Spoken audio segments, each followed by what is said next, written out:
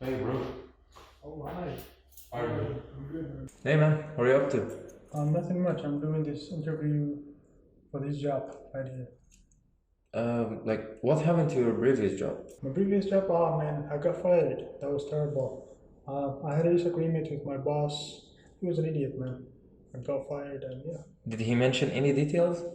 Yeah, he kept talking about how I have a bad attitude, how I don't respect people, and I can't work with them. But I never needed this job anyway, you know. Did it anyway.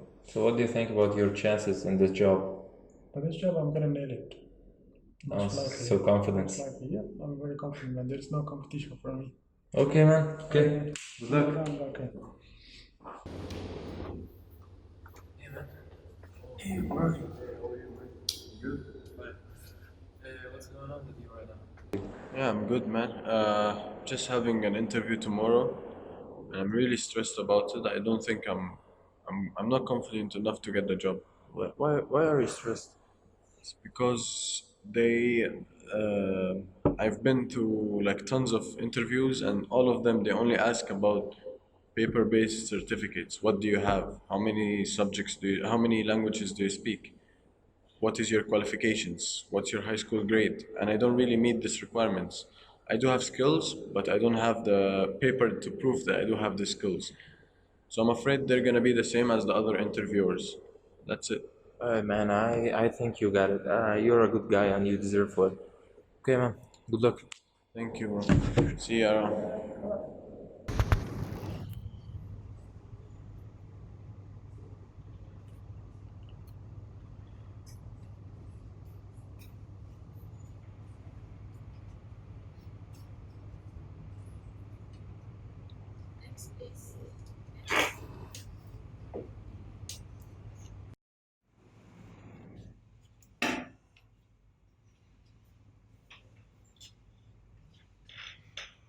Hello, please introduce yourself.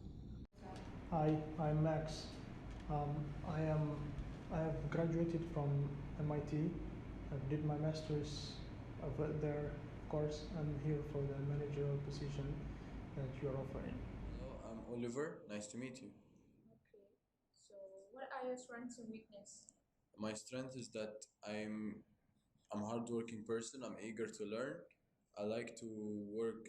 I can get along with people easily, and I like it. And my weakness is that I don't. Sometimes I cannot say no to any requests. So it sometimes it comes more than I can handle, which will lead to a big problem. So what are your strengths and weakness? I am a very dedicated person. Personally, I am good. I think I'm good at multitasking. I can do a lot of things at once, which makes me a perfect candidate as the marketing manager here. And I personally don't think I have any weaknesses because over the time I've learned to overcome my weaknesses, and now I think there's no weakness I have, which makes me the perfect candidate. Do you work better alone or in a team? I think I work better alone because in a team there's a lot of to discuss and there will be a lot of conflicts, which will also just cause me I personally believe my teammates will let me down every time. I think as an individual, I work better alone since there are no conflicts and I'm really good at getting job done. Do you work better alone or in a team? I believe I work better in a team because I believe in a quote which says two heads is better than one head in working. So, and I also believe like if people get to work together, they finish tasks easier and faster. And also, you get to know get to know about other experiences, and you can boost up your communication skills. Yeah. It's money important for you? Money, um, money. I think I'm from a very rich family. I'm here for the experience, not for the money. I am here for the money, but mostly for the experience. So it's not the only driving factor in this. I'm here for the experience and, of course, help the company. Yeah, of course, money is important for me as that my family is from a poor background, so they don't have money, so they're all financially dependent on me. Of course, it's important. Why do you think we should hire you? As it's already stated in my CV, I have a very good recommendation that's offered from my previous jobs and, of course, my university. I have a good degree and a master's, and I have also good grades, which makes me the perfect candidate for this job. Max and Oliver, could you guys please come to the session?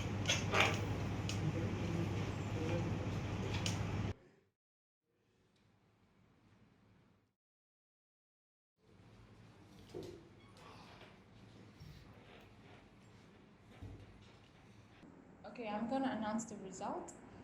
Both of you guys did really well in the interview and you guys made the company's expectation. However, Oliver is chosen for the job interview. Oh, come on. How is this possible? I am more qualified than this guy. See, this is your problem. You only find mistakes in other and you show much of the attitude. We know that our company will benefit a lot if we hire someone skillful like you. But how can we know like if you will still behave like this in the future? On the other hand, Oliver is not as qualified as you, but um, but we see loyalty and politeness in him. That is the reason why he is chosen for this interview.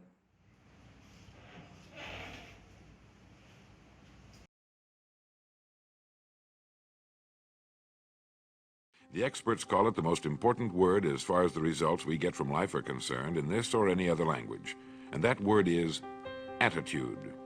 It is our attitude toward life which will determine life's attitude toward us. Let's face the fact honestly that we shape our own lives, and the shapes of them will be determined by our attitudes. A person with a poor attitude toward learning, for example, isn't going to learn much until he changes his attitude. If we take the attitude that we cannot do something, we generally will not do it. An attitude of failure, and we're whipped before we start. So we know then that what we receive from life, what we accomplish or fail to accomplish, is due in large measure to our overall attitude. William James of Harvard University put it this way: "The greatest discovery of my generation is that human beings can alter their lives by altering their attitudes of mind." And isn't it wonderful that we have this measure of control? Before we start talking about our attitude toward the world, let's talk about our attitude toward ourselves, since it is the attitude we take toward ourselves which determines our attitude toward the world. Now, right here we come to a rather strange fact. We're so familiar with ourselves, we tend to take ourselves for granted. We tend to minimize the things we can accomplish, the goals we can reach, and for some equally strange reason, believe others can accomplish things in our field which we cannot. There are literally millions of human beings living narrow, darkened, frustrated lives, living defensively, simply because they take a defensive, doubtful attitude toward themselves, and as a result, toward life in general. Many people are suspicious of and oppose change. Yet change is the one thing in life on which we can absolutely count. People who stay young all the years of their lives not only welcome change, but see it for what it really is: new opportunity, new chances for further fulfillment. Attitude is a reflection, a result of a person's will. It is incalculably powerful. It can bring about marvelous results for us, but we need to train it patiently, day by day. Now let's talk about the attitudes of people who are successful. The top 5% of the people who go sailing through life from one success to another and who, even when they fail at something, shrug it off and head right out again. No matter who the person is or what he does, men and women in sales, business executives, people in all the professions, wives and mothers, students, top people in the armed forces, public servants, men and women in the service of religion, working men and women in all fields of endeavor, wherever you find a person doing an outstanding job and getting outstanding results, you will find a person with the right kind of attitude. These people take the attitude toward themselves that they can accomplish what they set out to accomplish, that there's no good reason on earth why they can't be competent, successful. They have a healthy attitude toward themselves and, as a result, toward life and the things they want to accomplish. And because of this, they achieve some remarkable things, and they come to be called successful, outstanding, brilliant, lucky, and a lot of other things. They're quite frequently no more brilliant or outstanding than the majority of the people by whom they're surrounded. But they did develop the right attitude. and they found their accomplishments not too difficult, and many times surprisingly easy, simply because it seems that so few are really trying, really believe in themselves. Successful people come in all shapes and sizes and in widely varying degrees of intelligence, background, and so on. But they all have one thing in common.